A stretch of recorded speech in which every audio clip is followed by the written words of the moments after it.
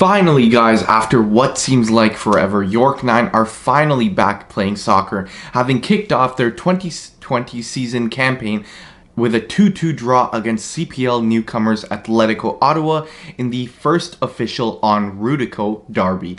Now listen, I'm so happy that York9 are back on the pitch, but I'm not raving about today's performance. The scoreline doesn't fairly reflect the outcome of the game. Gotta be honest with you, Ottawa really surprised me. They looked nothing like a team that was playing their first ever competitive match. They held possession, communicated well, and held defensive shape really well. It just sucks that some really bad officiating probably cost them the game. Vachon No-Fill's straight red card was extremely harsh. It was just a little shove, and in any other game, it would have probably been only a warning. And as for York9, they were the ones who looked like they were playing their first ever match together. Not the type of team that everyone expects to be challenging for this title. I understand that this was their first game back and they were missing a number of key players through injuries, but that's not a good enough excuse. At so many points in the game, there was some pretty terrible defending. Passing was so off, and worst of all, it looked like we didn't have a game plan. Now, I know nobody knows how Atlético Ottawa is going to play or how they're going to shape up, but you don't need to know that. You have to go onto the field and try and assert your style of play and take control of the game. Have the opposition react to you. And unfortunately, York9 didn't really do that today. Anyways, moving on to the player ratings, starting off with the goalkeeper Nathan INGHAM. INGHAM is going to get a 5. Couldn't really do much for both of the goals. The defense kind of left him helpless. The only thing I wish he did was show a bit more leadership. Try to communicate with your defense. He did that really well last season, and let's just hope he can try to do that again in the upcoming games. Maury Donor is gonna get a 4. This is probably one of the quietest games I've seen him ever play. It seems like he was almost scared to push up field and help with the wing play. Maybe it could be because he had zero coverage behind him. Luca GASPAROTTO, the captain today, is going to get a 5.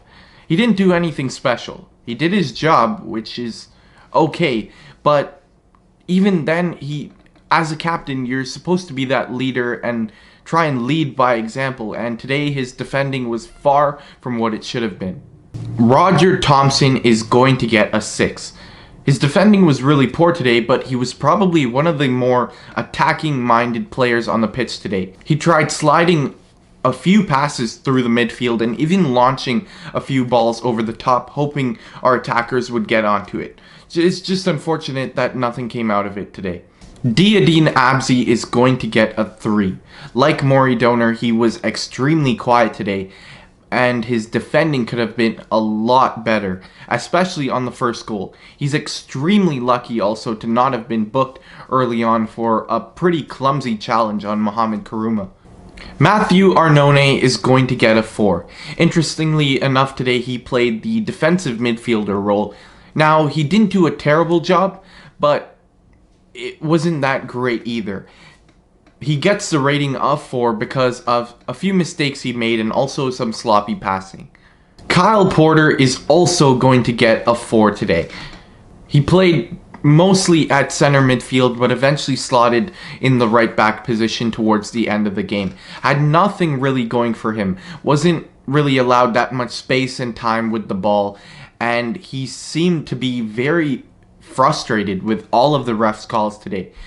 I understand there were some pretty terrible calls, but at the same time, someone with his level of experience should just try and keep a cool head and continue to do what he does best, which is continue to play the game. Joseph Di Chiara, voted man of the match by the York9 supporters today, is going to get a 7. Some pretty careless and rash challenges from him early on in the game today, and he was lucky to walk away with just a yellow, but in the second half, he really took control. He tried to pick up the ball and drive forward to try and create something. Eventually, he did end up winning a penalty, which he confidently converted to tie the game. Alvaro Rivero is going to get a 4. He made his debut today, and unfortunately, that's all you can say about his performance today. Gabriel Vasconcelos is going to get a 3.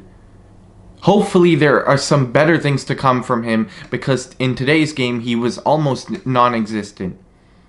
Ryan Telfer is going to get a 6. He was probably one of York9's biggest attacking threats going forward. He had one really good run with the ball into the box, but unfortunately he couldn't convert his chance. But there was also some really terrible defending from him, which led to the first goal. He decided to give up and back off from Vishon Noville, who ended up driving into the box to create the chance, which Atlético converted. Now moving on to the subs, starting with Wataru MUROFUSHI. MUROFUSHI is going to get a standard 5. He came on, didn't really do much, didn't really create anything, but most importantly, he didn't make any mistakes. HALLEY is going to get a 7. He didn't have much time on the pitch, but he made the most of his opportunity. He kept trying and trying to create something out of nothing, making some really good runs with the ball.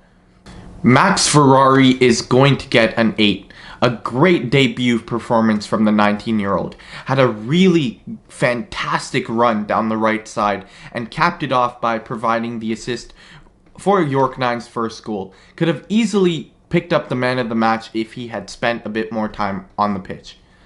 And lastly, Wright is going to get a 7. Marked his debut by becoming the youngest ever CPL goal scorer by bringing the score back to within 1 in the 60th minute. A very promising performance from the 16-year-old.